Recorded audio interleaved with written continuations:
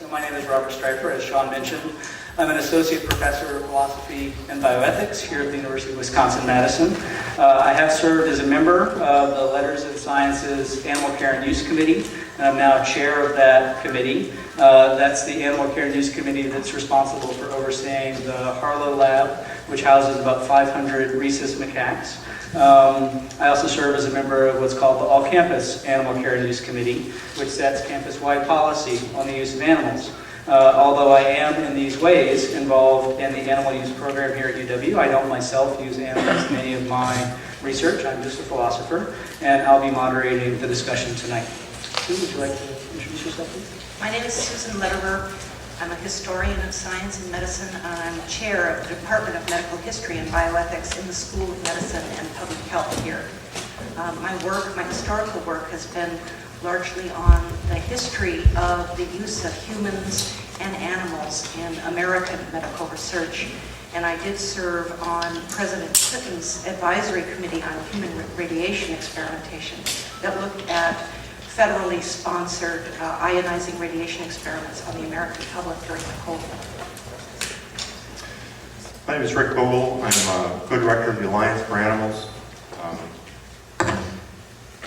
We're a semi-retired school teacher, I suppose you could say. I've been advocating for animals since about for a long time. I quit eating animals in 1972 and have been talking about animals pretty much ever since. And I've been talking about the use of monkeys for, unfortunately now, close to about 15 years. So, Swing. I'm Paul Kaufman. I'm the professor and chair of the Department of Ophthalmology and Visual Sciences in the medical school. My own field of work does involve monkeys. I work in the area of glaucoma, which is the leading cause of irreversible blindness in the world, and the second leading cause in the U.S., and the first among African Americans. We study physiology and pharmacology, looking to understand the disease, pressure regulation, the development of drugs for the treatment of glaucoma. We have a number of drugs in clinical trials at the moment based on research done in monkeys. My laboratory has been funded by the NIH to do monkey work for over 30 years. And obviously I do use monkeys in my research.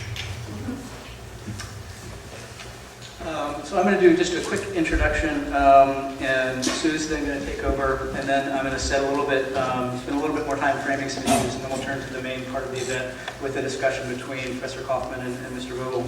So discussions about the ethics of non-human primate research can, of course, be quite polarized and antagonistic, but the issues that are raised by non-human primate research are complicated enough that making progress on them requires patient, careful deliberation. We need respectful dialogue from competing viewpoints. And whether you're a supporter or an opponent of the research, the stakes are high. If the research is unethical, then the ethical cost of doing it is, of course, significant. And if the research is, in fact, ethical, then the ethical cost of not doing that research is also significant. So I welcome you tonight to a spirited but respectful exchange on this important topic. So we'll very shortly get to the debate on contemporary primate research, research on monkeys. But I want to take a few minutes to put this into a larger and broader, in terms of time, historical perspective. Because animal experimentation has been considered important to the development of Western science and medicine for thousands of years.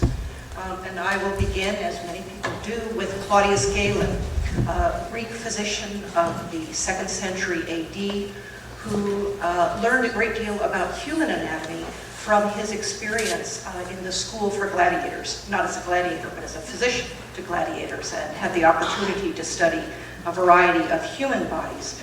But we also know from Galen's prodigious writings that he did a great deal of work using other kinds of animals in both the study of their structure and their function. So among the animals that Galen used were apes of several species. We know that he used pigs, we know that he used sheep, oxen, cats, dogs, weasels, bears, and at least one elephant that we have records of. And he used these not only to dissect these animals when they were dead, but he used them in the study of their function while they were living. So for example, in terms of the non-human primates, he used his favorite animal, or when he had access to them, was the Barbary ape. We know that he did work on both apes and dogs, in which he took a knife and severed the spinal cord, sectioned the spinal cord at several places in order to study sort of the innervation and the subsequent paralysis that the animals might undergo. So for example, in the section of the fifth cervical vertebrate, both the arms of the Barbary ape were paralyzed, and so he gained knowledge in this way. But of course, for most of the subsequent 14 centuries, Westerners had little direct contact with any non-human primates. There's a great deal of discussion in the literature about monkeys and apes, but it's mostly fanciful and imaginary. They were hard to come by, and there were reports from visitors to far off lands. But in Western medicine, the credit for the first systematic dissection of a non-human primate, of a chimpanzee, is generally awarded to Edward Tyson, the English anatomist who in 1699 published, and it's a lengthy title, Orangutan Acib Homo Sylvestris, or the Anatomy of a Pygmy, compared with that of a monkey, an ape, and a man. Now, because of their inexperience with chimpanzees, he thought this was actually an intermediate between the great apes and humans, and it turned out instead that it was a young chimpanzee that he had access to. But this is one of the engravings of both the animal and its skeleton. And again, sort of most of the animals that were seen by Westerners in this early period were usually very young animals because of the difficulties associated with transporting them. And he was mistaken. It turns out that it was a chimpanzee.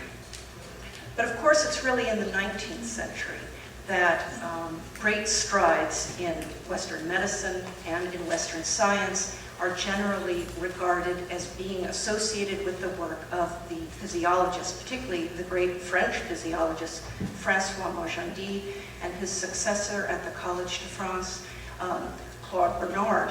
Claude Bernard was perhaps the leading exponent of animal experimentation in the 19th century. He's often figures in critiques of animal experimentation. It's known by various names.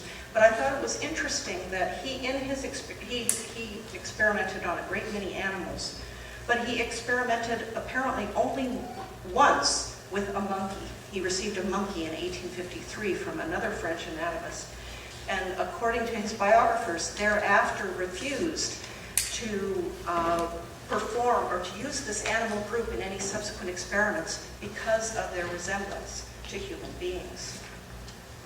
Which brings me to this issue about sort of when and how did sympathy for brute animals develop. And of course, it's during the Enlightenment that you see the sort of the first systematic attention and philosophical discussion about what are our responsibilities to animals, what are the rights of animals, if any. And I'll remind you that sort of Claude Bernard, who was very active in the 1850s, was certainly not unmindful of the agitation in France, beginning at least since the early 19th century, for laws to protect animals from cruelty. That law was only passed in 1850, and perhaps many of you might know, his own wife and daughter were very opposed to animal experimentation, and it was a source of difficulty in his own personal household. I'll also point out that in Britain in 1824, so you see the first organization, the the Royal Society for the Prevention of Cruelty to Animals, begins its work in a way to promote animal welfare. And in 1876, after nearly 5 decades of agitation on this question in Britain, that the British Parliament enacted the Cruelty to Animals Act, which had an important impact on the ways in which experimentation was conducted and regarded in Great Britain. Now, a lot of that discussion also drew impetus from one of the most powerful intellectual developments of the 19th century, namely Charles Darwin's publication in 1889 of The Origin of Species. And although Darwin's frequently presented as an ape in the caricatures of the day, he didn't actually address explicitly the relation of humans and apes in The Origin of Species, but he did subsequently in The Descent of Man. And certainly it was taken up by some of his friends and colleagues, including Thomas Huxley, who called attention to the similarities, if not the genetic similarities, between the great apes and human beings. And it was in the work of another colleague of theirs, David Ferrier, sort of dissected primate brains in order to understand sort of the function of human brains and sort of the development of the science of cerebral localization. In the late 19th century, non-human primates became extraordinarily important because of the germ theory of disease articulated by the French scientist Louis Pasteur and the German Robert Koch.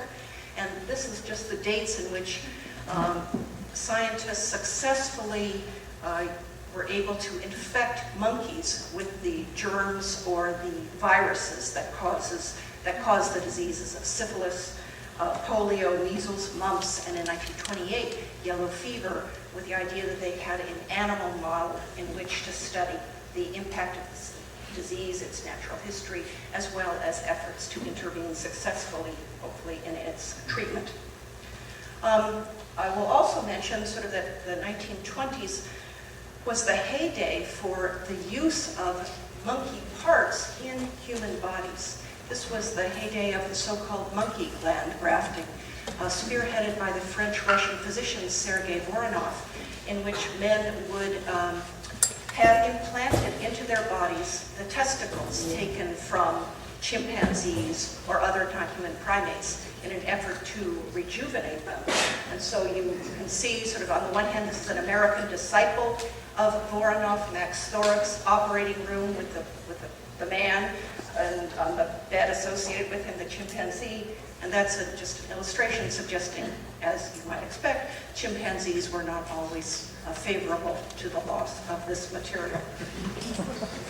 Technological changes in the first part of the 20th century, preeminently air travel, the ability to get these non-human primates to the United States, to these laboratories, because of air travel, was a tremendous increase in science. Sorry.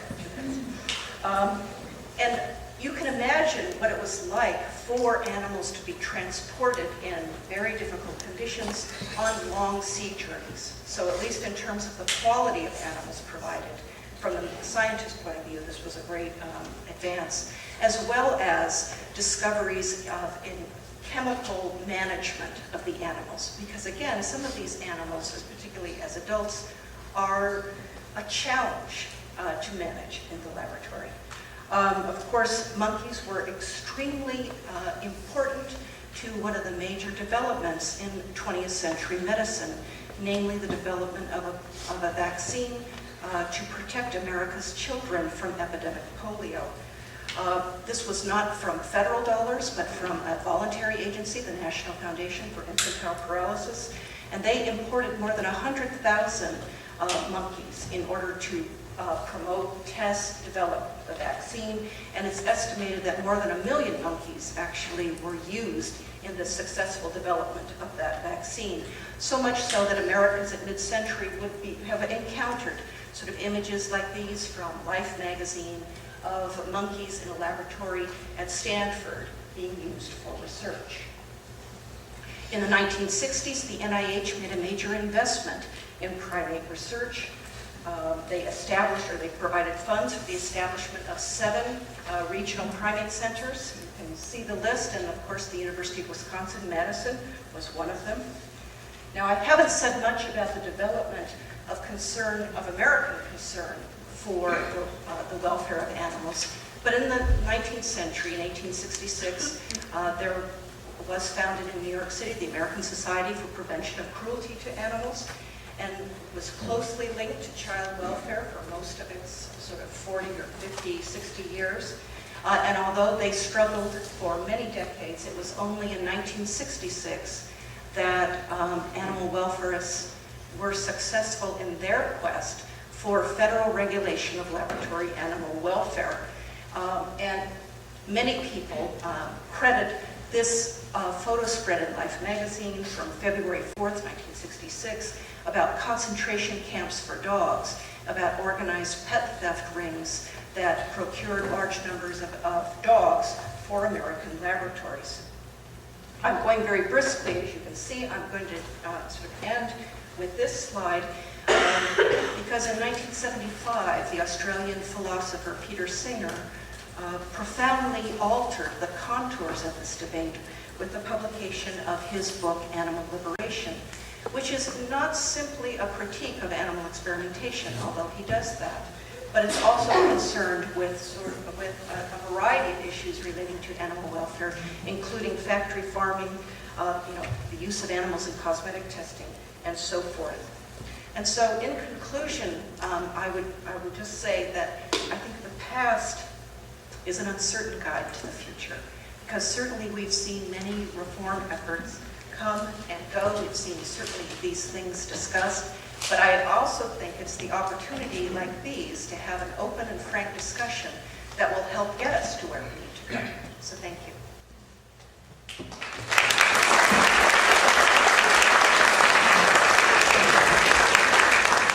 Thank you, Sue. I'm going to spend just a few minutes distinguishing between some distinct but nonetheless related questions that hopefully will help set the stage for the primary part of the event tonight. So I'll try to be quick. Philosophers like to make distinctions, keep things separate where they should be separate. So a few different questions. First, one of the questions raised by non-human primate research asks, how harmful is the research to the primates that are used?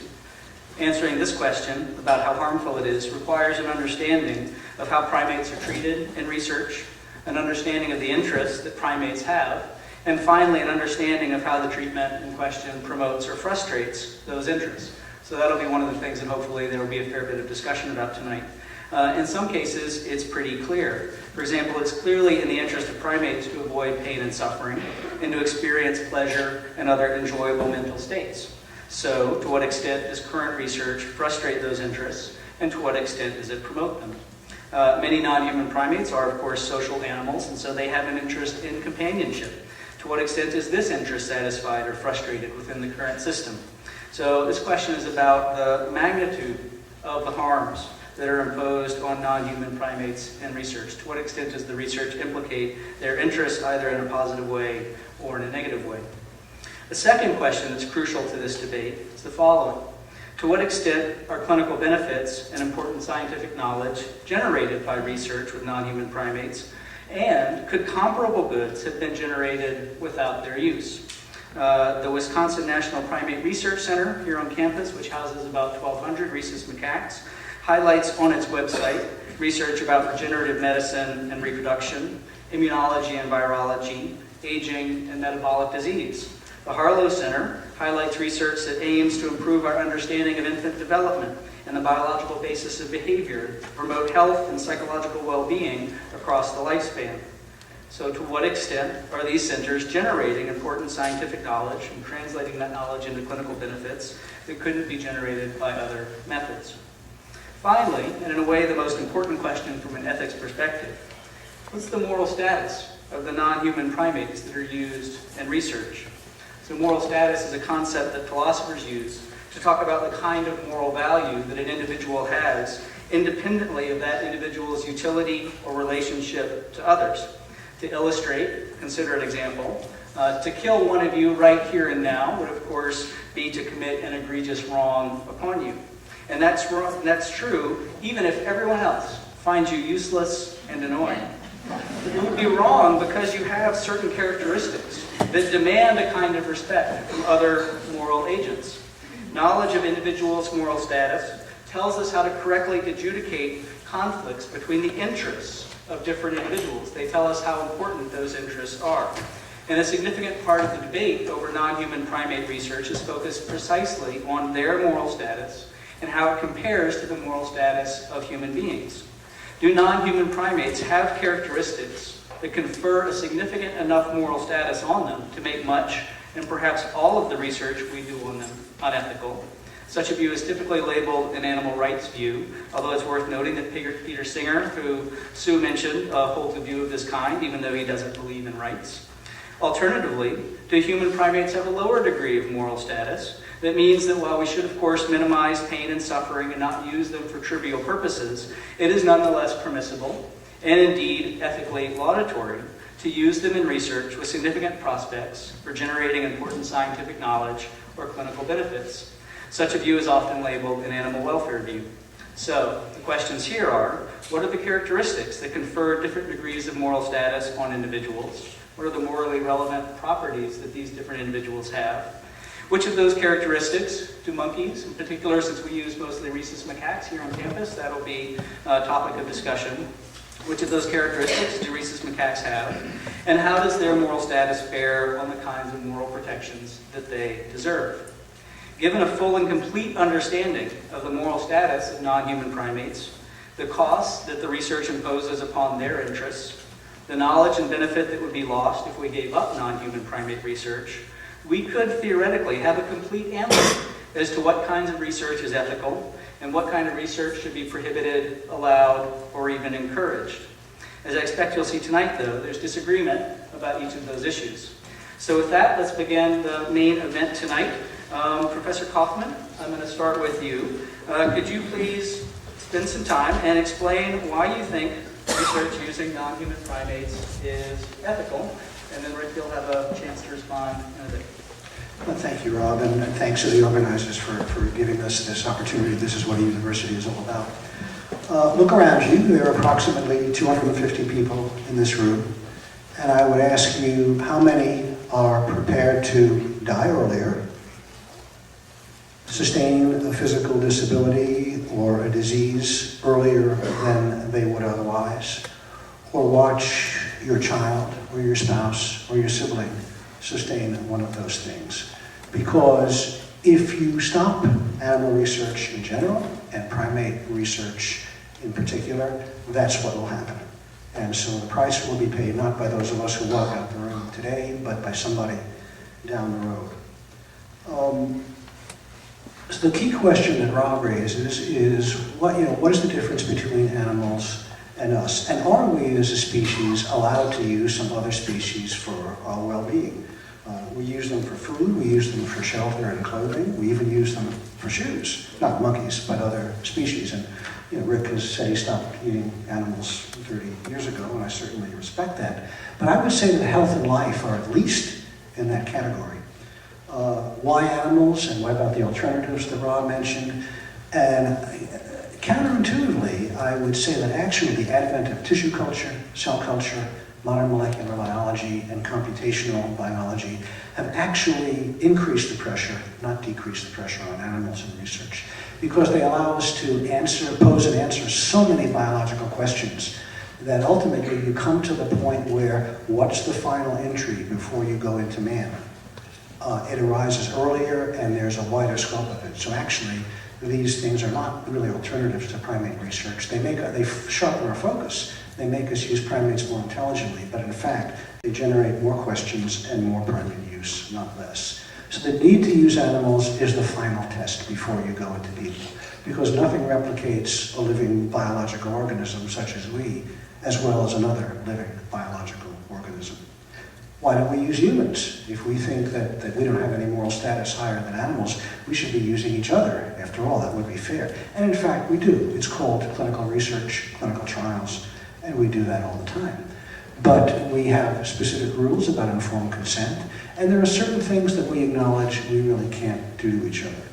And so the question is, can we use a species that is not us for things that involve preservation of life or health? And so that answers the question, who is us? And that was posed in some of the earlier discussions. And of course, as recently as 150 years ago, we had slaves in this country because they were not us. As recently as 70 years ago, Joseph Mengele in Germany used certain groups because for real biological experiments that we would never allow and that are not accepted, because the people being used were not us. So the question, as Rob posed, is, are monkeys us? And that, of course, is the key question in my mind on which this whole debate hinges. One, are you allowed to use something, somebody, some organism that is not us for our own benefit as a species, and are monkeys not us? And that gets to the question of the tribe. Who is our tribe? Tribal loyalties run high, and that's true in every society. We are an incredibly tribal species, as, by the way, are monkeys. They're incredibly tribal. So one of the people in the audience I know has a website that says One Shared Planet, that's the domain name. And the question is, we do share the planet. And of course, we have to be especially careful with species that are close to us. But they are not us. And I would posit that we have the ethical right and even the ethical obligation to employ those species if it is going to help our health and life. So I think, therefore, this would be allowed with the appropriate safeguards that Rob mentioned. The closer they are to us, the more stringent those safeguards have to be. And those safeguards have increased dramatically just in the last decade, if not the last several decades, because of the awareness that they are related to us more closely than their animals. But my position is they are not us, and therefore it is ethical to use them. Well, gosh, I had an introductory statement. Now I just want to respond to Paul.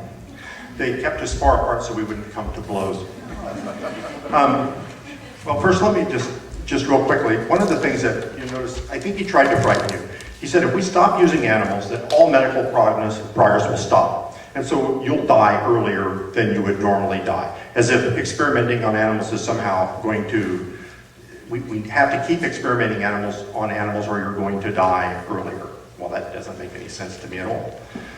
You're going to die whenever you do, and whatever progress we've made so far is still going to be there if we stop using animals, whether the animals were the cause of that progress or not. But he did make the good point, I think, is that really the question is, are monkeys us? And what characteristics would they have to have before we would say, in fact, they are us? Not too long ago, I mean, white landowners, male white landowners said women aren't us. And certainly people of color aren't us. And not too long ago, we said that people with developmental disabilities weren't us. And so over time, we've continually said groups that are outside of the powerful group that they really should be included in our circle of concern. We know an awful lot about monkeys. And since Paul said that the laws have changed a lot, they really haven't changed since about 1985. So in the intervening years, 35 years or so, we really are, that's where we're at pretty much. I think it was right around then, maybe it was in the early 90s, that we put in rules for the environmental enhancement or environmental enrichment of non-human primates in laboratories. But what we do know is that there's all sorts of things we know. We know that monkeys can count. They can order things based on quantity. We know that they follow the golden rule about as often as we do. We know that they have simple vocabularies. We know that monkeys in the wild are dealing with very complex environments. Once when I was in Africa, I was sitting looking over a part of the forest, I was up on a knoll looking over a canopy, and there's this giant tree up, and I was watching this male putty-nosed guinean, and I don't know how high above the canopy he was, maybe 40 feet. This was one of these old trees, these buttressed rooted things. And he's way up in the top, and all of a sudden he just leaps out into space, just trusting his athletic ability. I mean, talk about self, he really believed in himself. And down he went, and I guess he ran off. But what it told me was that these animals are living in these amazingly complex environments. They're interacting in large social groups, they're encountering new activities, they're problem solving, and yet the monkeys, once we bring them into the lab, We're keeping them, maybe they're even born, in stainless steel boxes. They're spending sometimes 30 years in a stainless steel box, sometimes alone. We know that keeping monkeys in these conditions, we know that the leading cause of death of monkeys in the labs is chronic diarrhea of no known cause. The researchers can't cure the diarrhea. They can't explain why it's there, and yet they're telling us they're going to cure AIDS. We know that the monkeys in the labs tend to have, especially the individually housed monkeys, almost all of them have some sort of abnormal behaviors. There's many scientific papers written about this and ways to alleviate their self-injury. They bite themselves, they chew on their fingers, they pull their hair out. And so what we're basically doing is we're taking these animals that have these very complex sorts of minds. We're locking them away in these little boxes, and we're experimenting on them. We're frightening them, we're hurting them. And what we're saying is that because it might, down the road, there might be an off chance that it might do us some sort of good. So their life we can just discount, and we do, because we might learn something that might help somebody at some point, at some future time. And that appeals to our very basest, our most lowest instinct. I can hurt you to help me. And that's just not the way I think that doesn't, we need to rise up. We need to say that we need to appeal to our greatest, our most outstanding characteristics. The idea that we're going to actually forego our own benefits, like we did when we said that, okay, we're going to share voting rights with other people. We're going to make room in classrooms for kids that have handicaps. We're going to put ramps in front of, we're going to make things a little bit more difficult for ourselves and spend a little bit of money to help other people. Our greatest thing that's best about us is our selflessness, our willing to share. I think you're trying to cut me off. Are you? Go ahead. Lots of issues. I wanted to at least start off by following up on the issue of environmental enrichment. So Rick is painting a picture of what life looks like for these individuals in the wild and contrasting that with what it looks like in the lab. You're familiar with what they look like in the lab. So could you say a little bit about what life is like for a monkey here on campus? What kind of environmental enrichment is provided, and whether you think it's adequate or whether we should be doing more? Well, there's no question that a monkey on the savannah in Africa lives a different life than a monkey at Harlow or at the regional WNPRC. And there's a constant drive to enhance the enrichment programs, but I would certainly agree with Rick. It's not the same, they're just not. But that again gets us back to the original ethical question, is that how much are you entitled to, I'll say, alter the life of another living organism, if not a human? And we can debate that point as to what's human down the road. But there certainly is pressure to increase enrichment, whether that includes television, more toys, screening things, people coming in the room and interacting with the animals, having the animals be visible to each other as opposed to just having an open cage that faces a wall. So this is very much a work in progress, but I would certainly agree that the only way you replicate the savannah in Africa is to be on the savannah in Africa. I mean, that's pretty clear. There are some facilities in the United States that do have outdoor facilities for monkeys. Is that not an option here? And if not, is it not an option for scientific reasons or financial reasons or other? It used to be, actually was here, because there was an exhibit at the zoo which attempted to replicate, more so than you can in a cage in a lab, an environment. I think it's very hard when you're trying to do certain experiments that involve, let's say, treating an animal daily or monitoring the physiological parameter daily, that you just can't do if you have tens of acres of land and you're trying to corral a bunch of animals. There is actually one of the regional primate centers in Puerto Rico does have those outdoor facilities. In fact, there's an island, it's called Caya Santiago, and it has, I forget what the number is, I think it was about 1,000 rhesus monkeys on it. And these monkeys lived in the wild, and they were, for certain kinds of studies, they were able to be caught not treated, but at least observed with a variety of different physiological parameters. But to do some of the more intricate physiological experiments and things that lead to drug development, that becomes, it's not that it's just prohibitive in cost, you just can't do it. Rick, you characterized the instinct at issue as one of our most base, and I wanted you to follow up on that. Certainly, the research community presents itself as endeavoring to achieve goals that are quite noble. It's not uncommon in animal ethics discussions to distinguish between agricultural uses of animals and things like sport hunting, where the interests at stake are relatively small, with the use of animals in biomedical research. Now, there's scientific disagreements, which certainly we want to talk about tonight, about how useful these things are for generating knowledge and clinical benefits. But if we at least set that aside for a second, why not say that a researcher who is willing to make the hard choice, if it's justified, is in fact doing the right thing? That is, calling it the basest motive. Doesn't that beg the question of whether or not it's unethical to begin with? Well, of course, my basic belief is that it is unethical, so it's not really begging the question. That's my premise. It is unethical, and I'm just trying to explain the reasons that it is. I don't think that the researcher is making the hard choice. I think that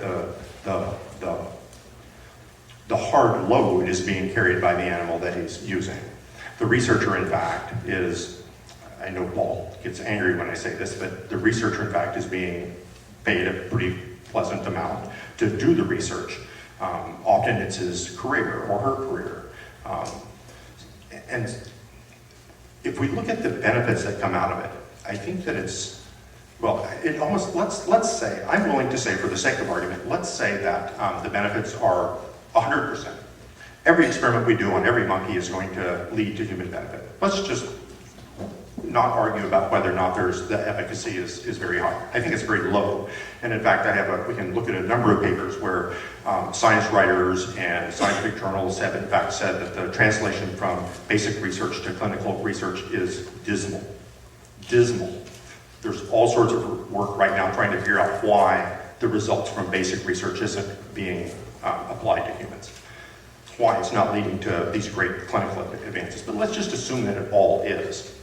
So then what we're saying is that because it's beneficial to us, that I can do anything I want to them. That's our argument. And it seems to me that at some point, if we find enough characteristics that we think have something that have some sort of ethical merit, some sort of ethical weight, some sort of morality that we would, why is it that we wouldn't experiment on each other? Why was it wrong? Why was it wrong for the Germans to experiment on the people that they did, to find ways to benefit their soldiers that were hurt in battle? Why was that wrong? Why was it wrong for J. Marion Sims to experiment on slave women to find a way to cure, what's the name of the... Thank you. Vesicovaginal fistula. Why was it wrong for him to repeatedly experiment on a slave woman? He had a breakthrough. Many people have benefited. In fact, he's considered the father of modern gynecology because he experimented on slave women. But we say that's wrong. Why is that wrong?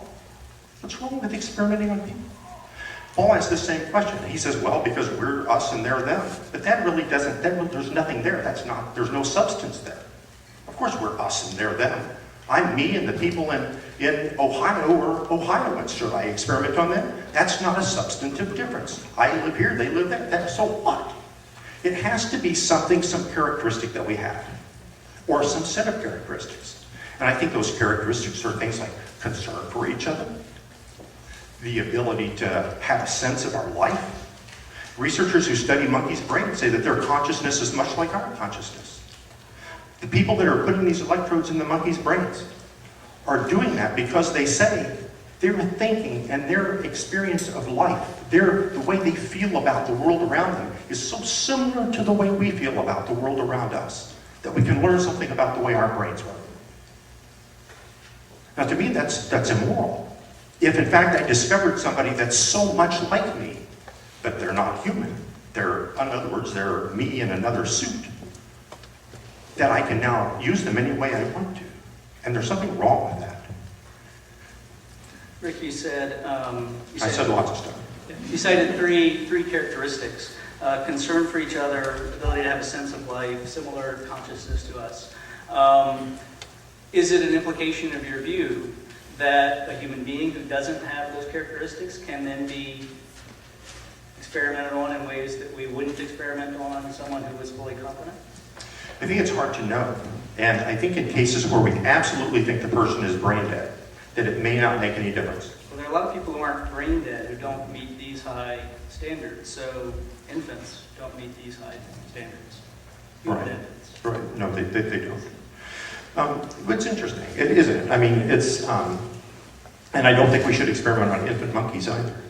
But it seems to me that if there's any, I think we should err on the side of caution. I think that we should err on the chance that there's something going on or could occur that's going, you know, there was recently a story about somebody that they thought was brain dead, and they were, I don't know, they did some sort of brain scans, and it looks like this person who's in this coma that they thought was totally out of it, in fact, has something going on in their brain. So in fact, they weren't brain dead. And so we always have to act with caution. We always have to, it's better to err on the side of, you know, so what? So we didn't experiment on somebody or some animal, and we didn't lose really anything. We certainly didn't hurt them by erring on the side of caution. So I think if there's any doubt, I think if there's absolute any doubt whatsoever, we have to err on the side of compassion and kindness and try not to do any harm. Paul, can I try to pin you down? What exactly, so consider an individual monkey used in one of your experiments. We don't have any details about what kind of work you do, but I assume that you do things that would not be allowed in human beings. What are the characteristics that that monkey lacks that allows it to be permissible for you to do that? Well, the first characteristic is that, to the best of human knowledge, the folks who classify animals, plants, the taxonomists, have decided that there are a whole host of characters that make them an entirely different species. We can trace their origin back to a common ancestor years old. I mean, they don't build fires, they don't write books, they don't read books, they don't make good movies or bad movies, for that matter. But now I come back to the question I posed for Rick. There are lots of human beings who don't meet that standard either. But they meet the standard of being human beings. And we, in the current world, we have, I don't know what the right word is, an unconscious understanding of what a human is. And I think it's incorrect to say, again, unless you believe that we are all creatures of either a creator or a biological system, and we are all the same. If you value them all equally, then in fact this discussion is over, and there's no reason to go on. But in fact, there are differences in cognition, in learning, in interactions. I mean, if you just say that they have some characteristics of humans, I forget which of the large birds it is, I think it may be the swans or the Canadian geese that mate for life. That doesn't make them human. The fact that they have certain characteristics or share certain behaviors that we do, that doesn't make them human beings. Also, if you give me 1 minute to address, I think, a fundamental issue which Rick raised, and that is, it is correct to say that the hit rate, if you will, in biomedical research is not nearly so high as we would like it to be. It is incredibly incorrect to say that it doesn't matter. In fact, there is nothing that goes into humans at a high biological level that doesn't pass and doesn't need to pass through animals.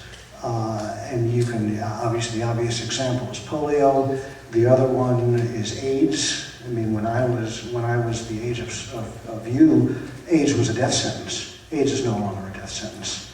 And animals, and specifically monkeys, played a large role in that. And one should understand that, though Rick is right, that the hit rate is not nearly what we would like it to be. But to say that it wouldn't make any difference, and, well, you're going to die anyway, so what difference does it make? I think is an incredibly with all due respect, is an incredibly incorrect understanding of how medical research works and the phenomenal things that it has accomplished, even with a low hit rate. Should the hit rate be higher? Absolutely. Should we try to treat monkeys better? Absolutely. But that doesn't negate the basic need to do the work. Could you elaborate a little bit on people who aren't familiar with the history here about how animals served in AIDS research? Polio, I'd like to start with polio, which was, in fact, not only was it vetted through monkeys, but the vaccine for many years was manufactured basically on the kidneys of monkeys. In terms of the simian mimics of AIDS, the testing of vaccines, the development of drugs, nothing that passes into humans doesn't go through at least some animal and often primates first, because they are, as Rick says, they are close to us. They are certainly the closest living organisms to us, outside of perhaps the great apes, which again, they are in their own special category: chimps, gorillas, gibbons, orangs. So that we understand that the closer it gets, the more difficult it gets. But you can think of antibiotics, anything. I mean, I almost don't even know where to start in 3 seconds. Rick, do you want to respond to that? Well, sure. Well, we found out that smoking caused cancer and kills you from watching people get sick and die. We found out that the transmission method of cholera was, and how to prevent cholera from looking at people dying around different, this is in the 1700s, watching people die around certain wells in England. Gosh, it goes on. He mentioned polio. Polio is an interesting one.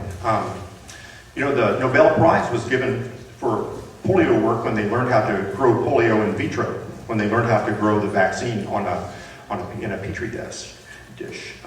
For a generation before that, though, they had been grinding up the polio-infected spinal cords of monkeys and shoving it up other monkeys' nose, and sure enough, they developed polio. And so for about a generation, people got polio because we ignored the human research that said polio was transmitted through the digestive system. You ingest it through your mouth, and then it moves from there into your nervous system. So the monkey research was actually terribly misleading as far as polio is concerned. I also think Sue mentioned that there were about 100,000 monkeys imported for polio work, and the data that I've read says it was closer to maybe 2 or 3 million over the time that, in fact, India stopped exporting monkeys because the rhesus macaque almost went extinct in India because we were consuming so many of them. They stopped exporting them to us because they found out that we were using them in weapons research, and they said that's not why we were letting you take our monkeys. So that they halted. It was a ban put on because we almost drove them to extinction. One of the things I wanted to say, though, that Paul said that there's just an unconscious understanding for why we're people and they're not. This is like the unconscious understanding that bigots had for why white people were great and black people were, well, just used as slaves. An unconscious understanding. That's not the way we need to decide who's going to live and who's going to die, who's going to be kept in prison for all their life, and who's going to get to be free. Well, I have an unconscious understanding. Sorry. You're out here. I just have this feeling. You don't count as much as I do. That's not the way to make these sorts of decisions. These are very serious issues. These are very serious. Another thing, let me tell you this, is that we were talking about AIDS and big things, polio, but there's a lot of stuff that goes on at the university here that's not a big thing. We're keeping monkeys, we're cutting their diet by 30% to see if they're going to live a little bit longer.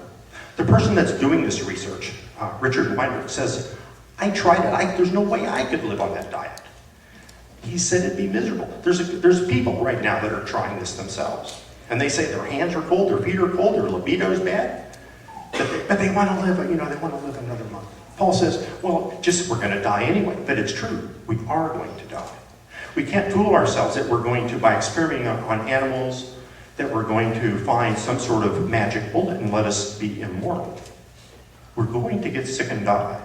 I have a friend who just died of ALS. I asked her, I said, should we be experimenting on animals to find a cure for you? And she said, no, I don't want somebody hurt because I'm in a bad way. I don't want why would I punish you because something is wrong with me? That's just not the way we want to behave towards people or towards beings that have so many things in common with us. So in your view, Rick, is it never permissible to impose a harm on a third party in order to avoid a harm to yourself? Yes, that's my deal. I can't imagine a time that, I guess if they were coming in my door and they were going to attack me, then I think I have an absolute right to defend myself or my wife or my dog. But other than that, I can't imagine that. I'm not going to sneak over to my neighbor and steal something so I can have more than he does. That seems to me it would be immoral. There are lots of, there's a wide menu of options in the philosophical literature, some of which I expect you're familiar with, about trying to move past a sort of an unconscious reaction, and that tries to give a principled account of, for example, how bad is the harm of death to an individual. And we do make distinctions here. So the person who dies at the end of a full life in their late 90s, we think that might be sad, but it's not the same kind of tragedy. Even when we're just looking at human cases of someone who dies in the prime of their life before they've had a chance to sort of really flourish and reap the benefits of their work. Isn't there room for saying that monkeys, of course, because of many of their similarities, do matter morally in many ways, but because of some of the things that you yourself pointed out, the various capacities that they have, but only to a more limited degree than the normal human, that the harms to them are not as morally significant? Well, I think as soon as we start to rank order things like that, maybe we should use Stanford Binet. So maybe you should have more rights than I do because you're so much smarter. Or maybe the other way around. I'm not sure how that works. But isn't that the attraction of Paul's statement that says, if you're human, we don't need to argue about it? But there's nothing, I mean, other than, why not say, why not make it Wisconsinites and Illinoisans? It's true, we are humans, but I'm not sure that that doesn't tell me anything. It tells me nothing, except that I can only have reproductive offspring with another one. That's really the only thing it tells me. Well, I take it the suggestion is, trying to put words in Paul's mouth here, but I take it the suggestion is that this is the only view that avoids odious conclusions about making distinctions among human beings. Because any list of characteristics that we come up with that we think this is what gives an individual significant moral status, it probably will be possible to find a human who doesn't have it. And yet, many people think it's still not okay to use that individual in research. So the only characteristic left is that they're human. Why is that not an argument? Well, I don't think we should use anybody, though. I mean, it's not so, you're saying that we should use some people, and I'm saying we shouldn't use anybody. Anybody who had the three characteristics. Well, I'm just saying, no, I mean, those are sort of random characteristics. Okay. But if they, I think that if you're brain dead, you'd have no sense of life. If you're no different than a piece of gravel in the gutter, then I guess I really don't care. But if there's a chance that there's any chance at all, we're uncertain. And in fact, that there's any sort of hint that maybe something is there, I don't think we can do it. Paul, Rick characterized your view as roughly the following. If there are significant clinical benefits to be had from using monkeys, then we can do anything we want to them. Is that your view? And if not, how do you figure out what's acceptable treatment and what's not? Yeah, no, and I would agree with Rick. You can't do anything that you want. You can't just say, well, they're not human, and it's not just that it's an unconscious thing. I mean, the taxonomists have defined this in terms of how you classify species, and you keep using the word anybody when you describe a monkey in a human sense, and of course that's what one of the things the debate is all about. But no, this is why we have committees like the one you serve on. This is why we have veterinarian oversight. This is why we have a whole host that says, no, you cannot do this. Or you cannot, at least at the University of Wisconsin, you cannot do this, you cannot do it in this way, or if you're going to do this, here are the other steps you have to make to minimize pain, minimize sense of isolation, minimize all of the harmful things that I think Rick and I would both agree are not appropriate things to do, perhaps on any species, let alone non-human primates. But there is that fundamental difference, and there is, again, as was discussed by a couple of people, what I'll call the risk-benefit or the harm-benefit ratio. If you're going to harm and hurt and destroy or make miserable a whole bunch of monkeys for a small goal, no, you will not in fact be allowed to do that research, and Rob, you're closer to the regulatory environment or on the other side of it than I am. But there is, why are you doing this work? What is the benefit? Is it worth the cost, if you will? I don't mean the dollar cost, but I mean all the ethical cost that we're talking about in terms of doing this. And in fact, one has to be careful when one takes a specific kind of research, and I'll use Rick's example of the Calorie Restriction Project, which is here and also is at the NIH itself. The issue is not whether you can live a month longer. And the issue is not whether you can have your coronary artery disease 3 days later. The issue is, do you understand the fundamental controls of aging? Not just in terms of whether you live a little bit longer, but the immunological aspects of aging, the senescence aspects of aging, the whole host of diseases that come with aging. And if you understand the controllers of that, which is what Rick is really looking at, then you begin to understand some of the fundamental approaches that you might use as attack points to retard some of those diseases which are associated with aging and which are going to become a tremendous, even more tremendous issue than they are now as the society ages. So I think one has to be very careful about pigeonholing a specific type of research and saying it's not worth it to live just a couple of days longer. In my opening remarks, I wasn't talking about whether you live 2 days longer or not. The issue is whether somebody's going to have a debilitating disease perhaps 10 years or 15 years earlier than they might have otherwise, or be able to live with it. I think AIDS is a good example of that. So I think one has to not mischaracterize what biomedical research is all about and how it's done. And again, the hit rate is lower than we would like, but actually the enhancements of life that have happened over the last century in medical research are astonishing how much we've accomplished. And might I say that I don't think monkeys would have accomplished this. So we're going to have some closing remarks from our two speakers, and then we'll open up the discussion to the Q&A. There are microphones on that side. Paul, would you like to go first? Well, I'll be very, very brief and just say that I think biomedical research is critically dependent upon the use of animals and upon the use of non-human primates as an entry portal into understanding what's going to happen in the human, both for safety and for efficacy. And we're not talking about, cosmetic testing here. We're talking about drugs that are literally life and death, or that are prevention or delay of diseases. You can't do it without monkeys, and in fact, the more other tools you get, the more you realize you're going to have to come back through the non-human primate. And the ethics, and I think this is a point that Rick and I do agree on, that if we thought that monkeys were humans, then one would have to apply, as a logical conclusion, the same standards. And much as they are related to us, they are not us, and that gives us the right, and I would even say the obligation, to use them in an appropriate way and with appropriate safeguards, and with all due respect to Rick, to characterize this as Wisconsin versus Ohio is just not correct. That's fine on the basketball court, but I think that's not so fine when you're talking about these kinds of issues. Rick? I don't think relatedness has anything to do with this question at all. None.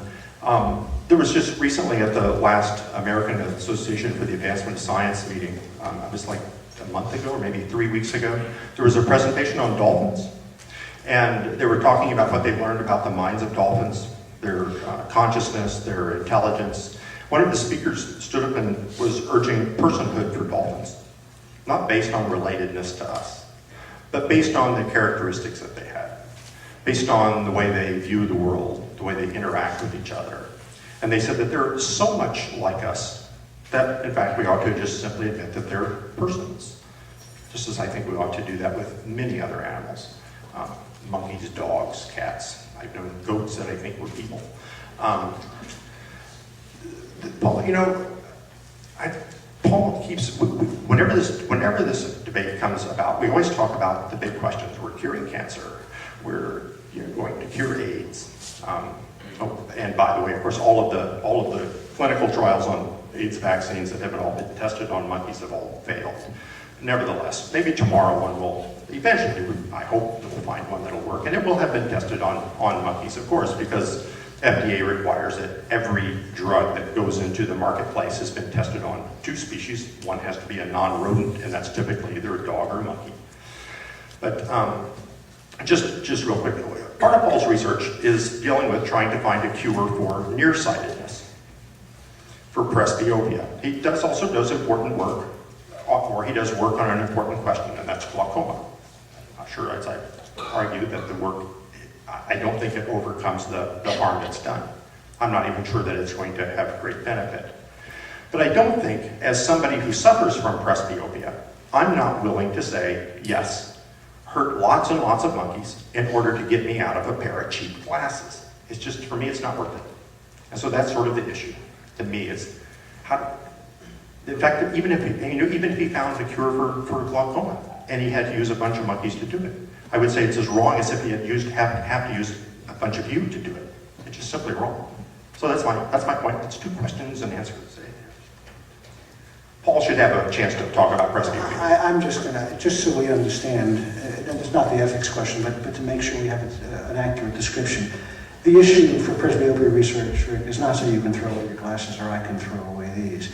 The issue is understanding why the eye loses its ability to do that, to focus at a different distance, so that when the next generation of intraocular lenses that goes in the eye of 1.5 million people per year who have cataracts taken out will not be misdesigned so that it doesn't perform the way it's expected to perform, because there are things going on with the development of presbyopia that we can't see in the human because we can't use the kind of imaging techniques that we can use in monkeys. Well, that's really why we do this research, not so you don't have to walk into Walgreens and buy your glasses. Right, but I can quote from your abstract, where you're not saying that we're studying presbyopia to learn about eye physiology. You're saying that presbyopia, we're studying it because it costs us, this is what you say, that it costs so much money to treat presbyopia every year. That's what you say in your abstract and in your published papers.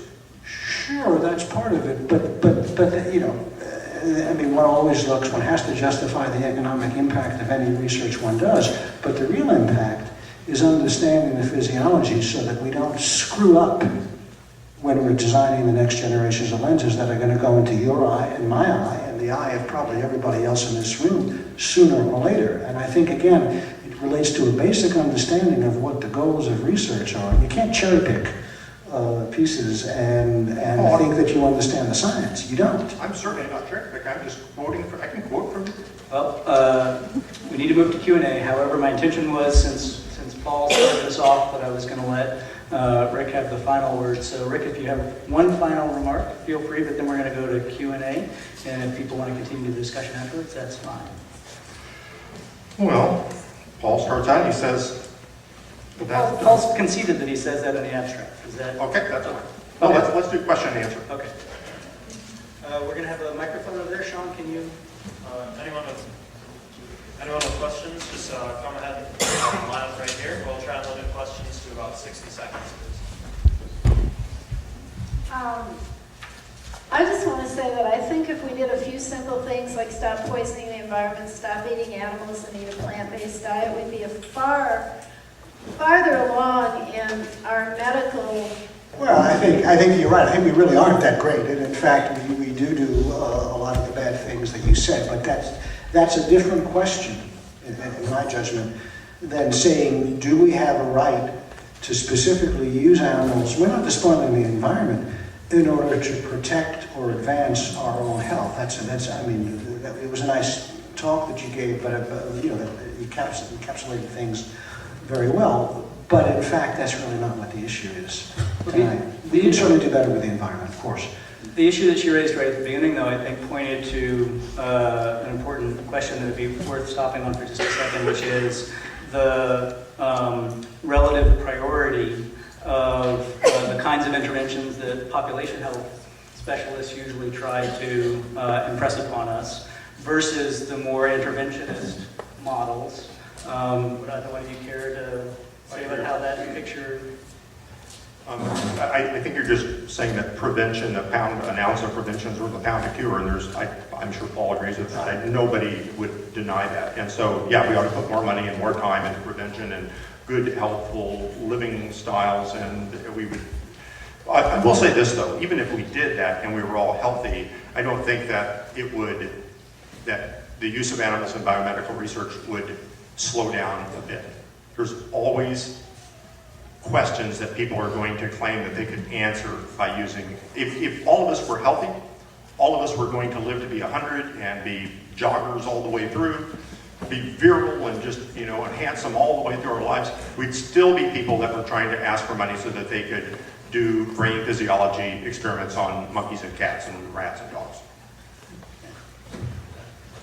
I guess this is directed to Rick. I understand you want to expand this circle of usness to include dolphins and monkeys. And you want to also include, say, rats and guinea pigs that also have complex societies, or even to flies and mosquitoes that some Hindu sects would like to do. Right. I think that if we find, no matter what the organism is, I don't think that the size of the organism would matter. I think there's been some really interesting things that have been discovered about honeybees, and makes me think that, in fact, we ought to be very respectful of honeybees. I've known rats. I've not known any mice. I had a friend that was a gerbil. I would say that if, in fact, they have characteristics that seem to be those characteristics that you would tend to name. If you were going to list a set of characteristics that you think that are high on your list that show that humans have these characteristics that are worthy of respect, what is it about your wife that you think that there's things about her that you think are really, really good things? And I'm sorry? She's human, for one. But that's really, that's right, and she wears blue. But so what? So because taxonomists said that we're going to define this species this way and this one this, there's no value there. It's just an observation.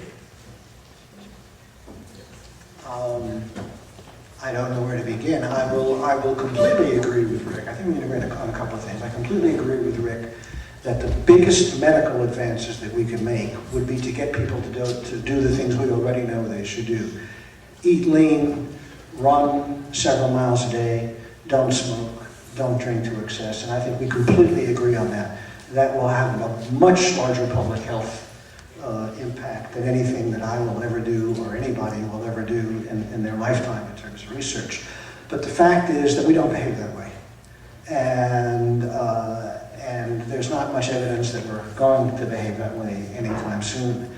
And we are going to get the diseases, and even if we do live to be 99 and still jogging, when we get to be 100, we will want to live to be 105, and there's likely to be a biological intervention that will let us live to be 105 if we only understood the process a little bit better.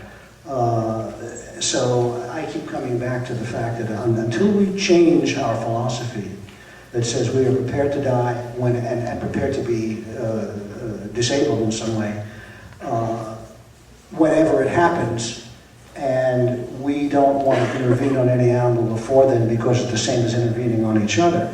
But we have not gotten to that point, and it's frankly, I think, very unlikely that we as a species, being as self-protective as we are, will ever get to that point.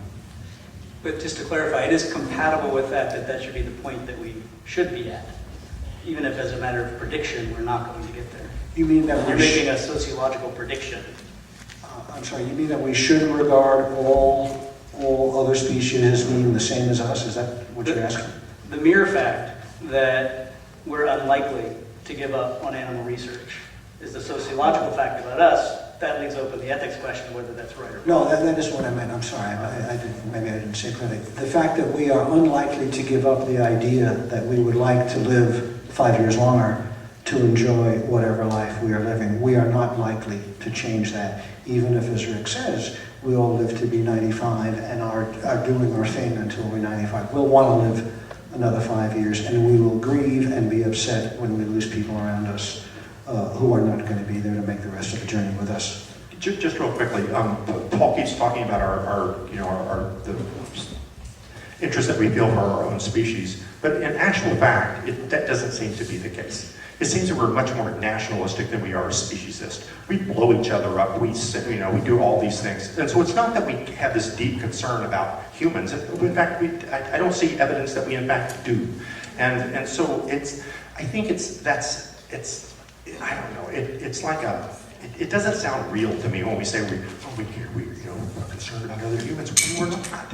And so, I don't know. It just doesn't ring true to me. We are tribal, was my original thing, and it depends on what you define the tribe as, whether it's American, British, Indian, Chinese, and you're right, we are an extraordinarily nationalistic species, as are monkeys, for that matter, because they divide themselves into troops. And if a monkey wanders off his territory and into some other territory, he may be taken in and may also be torn apart. So I think the issue is, again, it's where you define the border of the tribe. And human versus non-human is a rather fundamental dividing line that we have used for many things in the past. Following up a bit on actually the discussion you're having, one question, I have two quick ones. One is, given the new neurobiology, given much of the research we have on neurobiology and comparative psychology, given what we know about social complexity and cognitive complexity in many non-human mammals, excluding mosquitoes, etc. My question to anybody, and I guess everybody on the panel, is why is this debate about primates and not about other non-human mammals? And the second question, if I may, is agree or disagree. Love to hear your comments on, do you agree that there are really two issues here and that they are separate? One is biomedical research effective? How effective is it? And the other is, regardless of that, how ethical is the process? Well,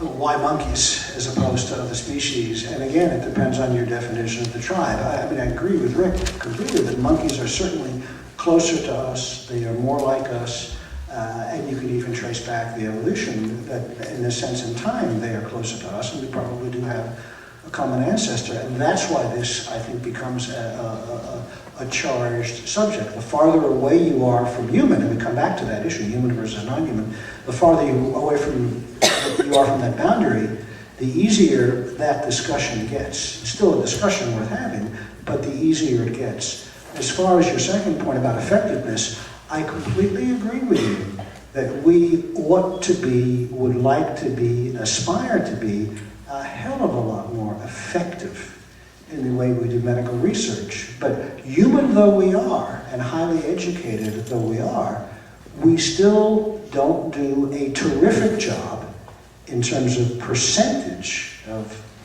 asks, if you will, that give us a therapeutically useful answer. I mean, thousands of molecules get screened for every drug that ever even gets into a clinical trial, let alone into man. So you're right, we would like to do better, but this is our imperfect way of trying to improve our health, or at least avert and ameliorate disease. And we have made incredible strides in that. But again, with a hit rate that we would like to be a lot higher. I have no argument with that statement. If I could just add respectfully, that was not actually the question. The question is more analogous to waterboarding, for example. A lot of the arguments, I'm not comparing that to primate research, but the debate about waterboarding was, I would argue, confounded between people who argue, is it effective or is it not effective, and is it ethical or is it not ethical? And so that's my question is, are those totally separate issues or are they not? Well, so I'll just comment because it relates to my introductory remarks. It depends on the ethical framework that you bring to bear on the issues. On some views about the moral status of non-human primates, the amount of benefit is irrelevant, as it would be in many cases involving invasive research on human beings. On other views of moral status, the benefits do have to get calculated into the equation, and then we need to look at the scientific arguments as to how beneficial this is, how often does it lead in the wrong direction, how often does it lead in the right direction. So asking whether or not they're two separate questions itself, you can't answer without taking a stand on what I said was sort of the fundamental ethical issue here. What is the moral status of non-human primates? And that was part of what the discussion tonight was about. Sir, do you have a comment? I was just going to point out that it was a taxonomist, Carl von Linné, the great systematizer of the 18th century, who invented the category mammals and had the temerity to insert human beings in it. So, I mean, your question, I think, is well taken. The question on all 5 primates, though, I think that it's, if you go back into the 1800s, the question was dogs. And I think that the argument is usually driven by animal rights activists. And the reason that primates is currently being discussed around the world, and particularly in the United States, is because animal rights activists made a pragmatic decision that the public generally will be able to understand arguments about similarity when we're talking about monkeys and humans more readily than they would if we were to talk about mice or rats, the mammals that are used overwhelmingly. The second part of your question, yes, I think they're two separate things.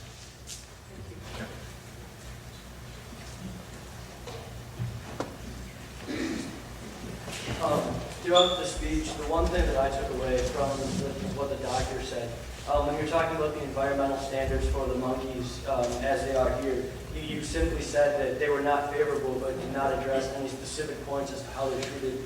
And I was just in a psychology class this last semester, and I know it's horrific. They have monkeys that are devoid of contact for all of their life because they want to decide whether it's genetics or the environment, which contributes to our personalities and how we learn and that kind of thing. And not only that, but there are many atrocities that are committed, and I just noticed that you kind of glanced over those and moved on to your next point. And I just wanted to emphasize that the argument lacks emotion in general, and I don't think it's right to just discount emotion because it doesn't fit. When you're talking about your facts and everything else, none of them involve emotion. And I think when you just throw that aspect aside altogether is wrong. And I think what makes us human is that emotion and our ability to feel. And it's something that I don't know if it's intentionally, but it is seriously glossed over. And I would venture to say it's because it would generate a negative reaction among the people you're speaking to. And whether it's for your points or because it makes you uncomfortable, it was noticeably absent in the debate. But one question I have to ask, if you had an animal, whether it be a dog or a monkey, for 5 or 10 years, would you be willing to give that animal up for research? And at that point, is wild versus domestic, if it was your animal, would you be willing to, or anybody in this audience be willing to give up their dog or their monkey? And I'd venture to say the answer is no. And like I said, it comes back to emotion in the beginning, and I think when you completely discount emotion, that loses the human aspect of this argument completely.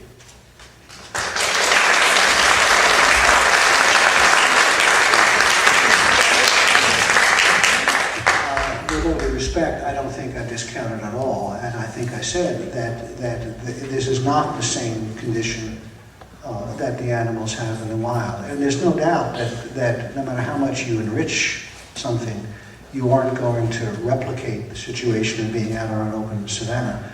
So I think the point is I don't know what the right word is, what price in this ethical argument are we willing to pay for the advances that we have as a result of doing these experiments? And this is, of course, I think, one of the things that this debate is about. And I would agree with you that it's one thing to make an argument in the abstract and the theory of ethics and whatnot. It's another thing to take a pet that you've had, in our case, for 27 years, which is a non-mammalian species pet, which also has emotions. I bet you all didn't know that reptiles can grieve. We found that out when we lost one of a pair that we had for many years. So I'm not discounting any of these arguments. This is one of the prices that we pay for doing biomedical research.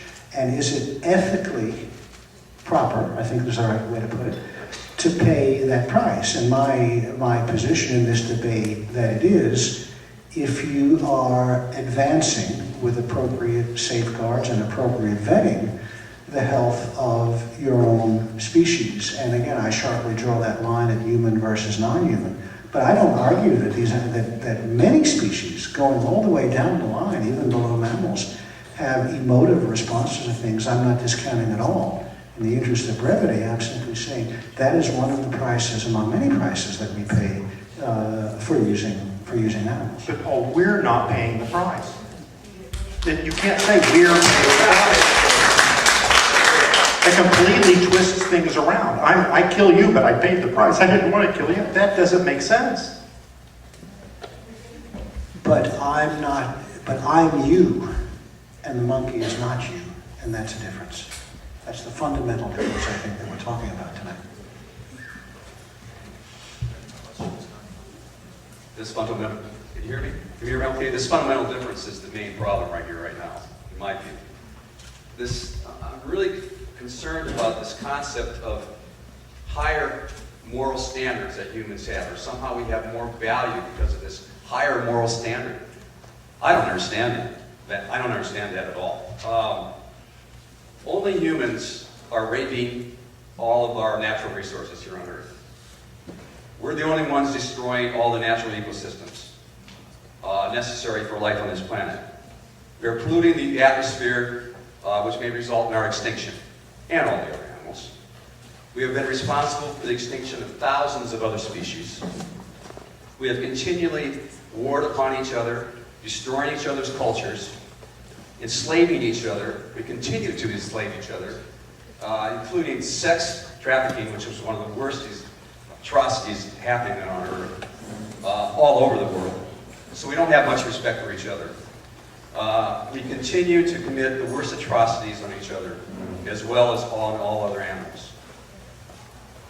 Whereas the other animals on our planet do none of these acts, none of them, but only live naturally with all other species, and in so doing contribute to the natural ecosystems and the continuance of existence on this earth.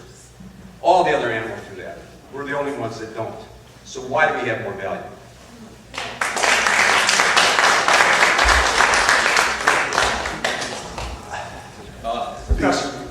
Please answer. Every species protects and advances its own kind. The lion eats the zebra. He doesn't really think too much about the emotions of the zebra. The zebra is being, grabbed around the neck by a pair of steel jaws and dying. It's what we do to protect and preserve ourselves. And I would posit that virtually all of the treatments that we use for animals that are sick, a lot of the conservation things that we do, again, are all based on things that grow out of research using those, and not all, but many are based on things that grow out of that research. So I think you either accept or not the fundamental principle that we as a species, I mean, it is speciesism, there's no question about it. If you say that there is no justification for speciesism, then you're correct. We shouldn't be doing any of this research, and we shouldn't be doing a lot of other things. I'm not sure that our inability to police ourselves as far as the environment is concerned is an argument against doing biomedical research involving animals. I agree with you. We ought to be a hell of a lot better at protecting the environment than we are, but I don't see that really addresses the question at hand. And at least within the philosophical literature, which admittedly is only one perspective on this issue, moral status is understood as a value of individuals that they have, regardless of their utility or disutility for others. So it would not, I think, it'd be okay to say, you, human being, are polluting the environment, and therefore we will put you in Paul Kaufman's lab. So moral status doesn't depend, on my view at least, and I think this is broadly agreed upon in the philosophy literature, moral status doesn't depend on these kind of contingent issues, whether you're virtuous or vicious, whether you're good or bad, whether you're smart or stupid. And that's part of what we're trying to hammer out here. So then why do you have higher moral standards? Why do you consider people to have higher moral standards, moral values? I don't get it. I didn't say that we had higher moral standards. Didn't even myself say that we have higher moral value. I said that part of this debate is what are the characteristics that give an individual its moral value, and I opened it up to discussion about what those characteristics are and how they play out. We've heard a view that I would call an anthropocentric view or a species membership view. We've heard a view that points to capacities at some point in the talk, but also that wants to have a more, even a more egalitarian view. These are all open questions in the philosophy literature, is my understanding. And part of the reason why it's important to continue this discussion is so that people can, for themselves, make progress on how they're thinking about these things, and to realize that other people do have different views that figure into the practical aspects of what they do. That was part of the goal of this exercise, and I hope it's been useful. Right? Just real quick, I don't know, I'm not sure how much longer we're going to stay, but I just wanted to be sure that I just got a chance to say this, that Paul did not have to be here tonight, and he really, by coming, he sets himself as a minute, infinitesimal minority of the university faculty and staff.